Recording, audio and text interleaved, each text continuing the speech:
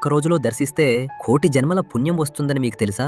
అసలు ఈ క్షేత్రాలు ఎలా ఏర్పడ్డాయో ఈ పురాణ కథ వినండి. తారకాసురుడు అనే రాక్షసుడు పరమశివుడి నుంచి ఆత్మలింగాన్ని వరంగా పొందుతాడు. ఆ లింగం తన మెడలో ఉన్నంత వరకు తనకి చావు లేదు. ఆ గర్వంతో దేవతలను హింసించడం మొదలుపెట్టాడు. అప్పుడు శివపుత్రుడైన కుమారస్వామి రంగంలోకి దిగి తన ఆగ్నేయ అస్త్రంతో ఆ లింగాన్ని 5 ముక్కలుగా చేశాడు. ఆ 5 ముక్కలు మళ్లీ ఒక్కటవ్వకుండా 5గురు దేవతలు వాటిని 5 చోట్ల ప్రతిష్ఠించారు. అవే మన ఆంధ్రాలో ఉన్న ప్రసిద్ధ పంచారామ క్షేత్రాలు. అమరావతిలో దేవేంద్రుడిచే ప్రతిష్ఠింపబడిన ఈ క్షేత్రాన్ని అమరారామం అంటారు. ద్రాక్షారామంలో సూర్యభగవానుడిచే ప్రతిష్ఠింపబడిన లింగాన్ని ద్రాక్షారామం అంటారు. భీమవరంలో చంద్రుడిచే ప్రతిష్ఠింపబడిన క్షేత్రాన్ని సోమారామం అంటారు. పాలకొల్లులో శ్రీ మహావిష్ణువుచే ప్రతిష్ఠింపబడిన క్షేత్రాన్ని క్షీరారామం అంటారు. ఇక సామర్లకోటలో కుమారస్వామిచే ప్రతిష్ఠింపబడిన ఈ క్షేత్రాన్ని కుమారారామం అంటారు. ఈ దేవతలు వాటికి రక్షణగా ఉన్నారు. మరి మీరు ఈ పంచారామాల్లో ఎన్ని గుడులను దర్శించుకున్నారో కామెంట్ చేయండి. అలాగే మన ఛానల్ని సబ్స్క్రైబ్